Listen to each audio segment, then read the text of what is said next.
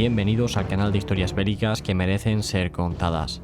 Cuando estudiamos la invasión alemana en la Unión Soviética de 1941, una de las principales preguntas es ¿cuándo fueron conscientes los alemanes de que su operación militar no iba a tener el éxito esperado? ¿Cómo fue el momento en el que se dieron cuenta de que habían subestimado al Ejército Rojo? En el programa de hoy vamos a analizar esta cuestión, utilizando para ello las propias cartas y anotaciones del famoso general Heinrici, el cual estuvo en el segundo ejército Panzer durante la Operación Barbarroja, a las órdenes de Guderian en el grupo de ejércitos centro. A los testimonios de Heinrici, en los que se ve de forma progresiva cómo la situación va siendo cada vez más crítica, sumaremos alguno otro de Halder, Guderian y de Bock. La primera de estas cartas fue escrita 2 días después del inicio de Barbarroja, concretamente el 24 de junio. En esta carta que Heinrici envía a su mujer, dice así: el soldado soviético lucha con tenacidad. Es un soldado mucho mejor que el francés. Son extremadamente duros, taimados y traicioneros. Por todas partes, en grandes bosques y en incontables granjas, hay soldados extraviados que a menudo nos disparan por la espalda. El ruso libra una guerra de forma traicionera. Aquí podemos apreciar que los soldados soviéticos no se rinden fácilmente, tal y como en campañas anteriores había pasado con los enemigos a los que se había enfrentado Alemania. Esto que vamos a ver a continuación va a hacer que cualquier batalla sea mucho más encarnizada y que el avance estimado por el alto mando alemán fuese más lento. A la feroz resistencia del Ejército Rojo hay que sumarle otro factor que queda señalado en la siguiente carta del 6 de julio. Esta dice así: nuestras tropas están comprimidas debido a las condiciones del terreno y esto hace que nuestro avance sea mucho más lento de lo esperado. El lamentable estado de las carreteras dificulta mucho el avance. Por el amor de Dios, esto es un país primitivo. Al norte de los pantanos del Pripyat hay bosques por todas partes y entre ellos ciénegas de 1 kilómetro de anchura, donde uno puede hundirse hasta las rodillas. Tras las cortas y continuas lluvias, las carreteras se convierten en vías embarradas que solo son transitables en algunos lugares después de grandes esfuerzos de nuestros ingenieros. Tal y como hemos visto en otros programas, uno de los mayores retos de la Operación Barbarroja fue el logístico.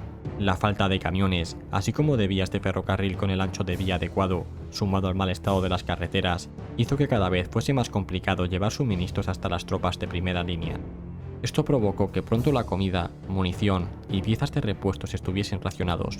En las próximas 2 cartas vamos a ver otro de los problemas a los que se enfrentó el ejército alemán desde prácticamente el primer día de avance por la Unión Soviética.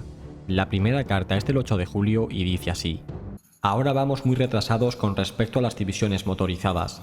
Marchamos entre 30 y 35 kilómetros al día y los caballos tienen muchas dificultades para avanzar por los caminos de arena, pero debemos continuar adelante. Posteriormente, el 11 de julio, con la batalla de Smolensk en pleno desarrollo, Heinrici volvió a escribir lo siguiente: ayer, un regimiento marchó 54 kilómetros a pie y otro 47. Hacerlo una vez es posible, pero hacerlo tras haber realizado numerosas marchas de entre 30 y 40 kilómetros es algo tremendo. Para conseguirlo, nadie duerme de noche.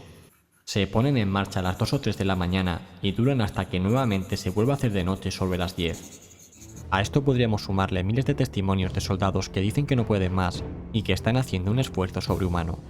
Aquí podemos apreciar otro de los grandes problemas que hubo durante esta operación, en la que la infantería era incapaz de alcanzar a las divisiones motorizadas de vanguardia, y esto llevó a caóticas situaciones en las que todo el frente estaba lleno de brechas. Cuando se analiza esta campaña, son muy llamativas los grandes embosamientos que hacen los alemanes, en los que capturan a millones de prisioneros soviéticos. Sin embargo, cerrar estas bolsas fue siempre una tarea complicada, y cientos de miles de soldados del Ejército Rojo conseguían escaparse. A partir de la próxima anotación, fechada el 3 de agosto, se va a comenzar a ver otro tono más desesperado, en la que se puede apreciar que la victoria está cada vez más lejos. El texto de Heinrici dice lo siguiente: cuando las unidades enemigas son destruidas, los soviéticos envían nuevos efectivos al frente y vuelven a atacar. ¿Cómo consiguen esto los rusos? Es algo que se escapa a mi conocimiento. Mientras, nosotros apenas recibimos algún reemplazo. A veces nos preguntamos ¿qué nos va a deparar el invierno? Pues con total seguridad, tendremos que permanecer aquí en Rusia. Así pues, tendremos que soportar una guerra de posiciones a lo largo de un frente enorme. ¡Qué perspectiva tan maravillosa!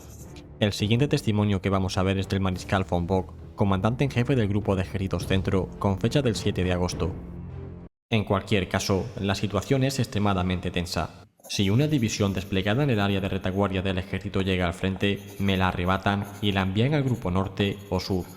Lo cierto es que no sé exactamente cómo va a tener lugar una nueva operación con esta situación, y con la merma lenta y gradual de la fuerza combativa de nuestras divisiones, que siempre están combatiendo.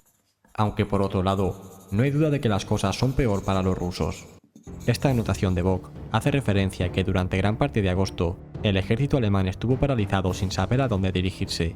Estaba claro de que no habían obtenido el éxito esperado y que la campaña en Rusia estaba lejos de llegar a su fin.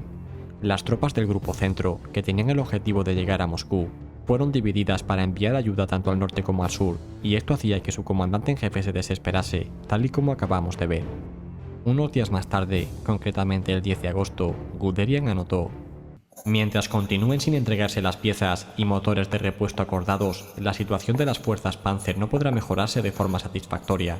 No sería correcto permanecer inactivos a la espera de nuevas tareas de reequipamiento.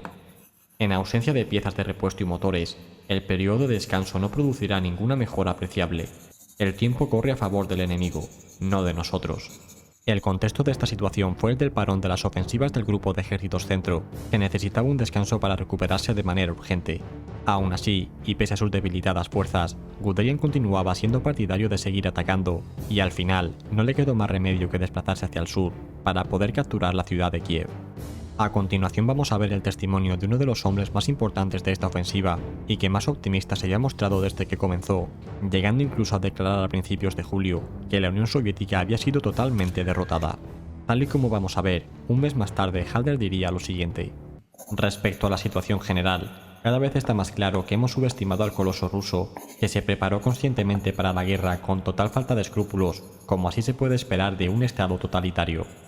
Al comienzo de la guerra habíamos calculado que el Ejército Rojo contaba con unas 200 divisiones. Ahora ya hemos identificado más de 360. Estas divisiones no están armadas y equipadas de una forma similar a las nuestras y tácticamente están muy mal dirigidas. Pero en cualquier caso, estas divisiones están ahí y cuando destruimos una docena de ellas, aparecen otras 12 en su lugar de forma instantánea. A los soviéticos les favorece el factor del tiempo, ya que están cerca de sus propios centros de poder y producción, mientras que nosotros nos estamos alejando cada vez más de los nuestros. El penúltimo testimonio que vamos a ver vuelve a ser de Heinrichi, el cual hace alusión a un asunto muy llamativo. Y es que pese a lo que solemos pensar sobre el dominio de los cielos durante la Operación Barbarroja, parece ser que fue bastante diferente a partir de agosto y septiembre.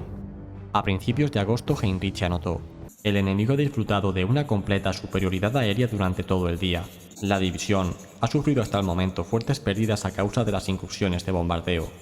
La Fuerza Aérea Roja es dueña del cielo y no tenemos cobertura de cazas alemanes. Y finalmente, y ya a comienzos de septiembre, el cuerpo de ejércitos que comandaba Heinrichi emitiría el siguiente informe: esta guerra va a durar más de lo que nos gustaría. Los días de Blitzkrieg han terminado. El ejército alemán que lucha en Rusia es como un elefante atacando a un hormiguero. El elefante matará a miles, quizás a millones de hormigas, pero en última instancia, la pura fuerza de su número podrán con el elefante y será devorado hasta los huesos. Como podemos ver en esta fecha tan temprana, eran muchos los que ya anunciaban una derrota frente a la Unión Soviética. Y bien, hasta aquí este programa en el que hemos intentado hacer un resumen lo más completo posible sobre este asunto. Si queréis ampliar esta información, os dejo en la descripción el programa que hicimos con Carlos Caballero Jurado sobre esta operación y, por supuesto, este libro de la Operación Barbarroja de David Stahl. Nosotros nos despedimos aquí. Muchas gracias a todos, especialmente a los patrocinadores que hacen esto posible. Suscríbete y comparte este programa si te ha gustado y nos vemos en el próximo. Hasta pronto.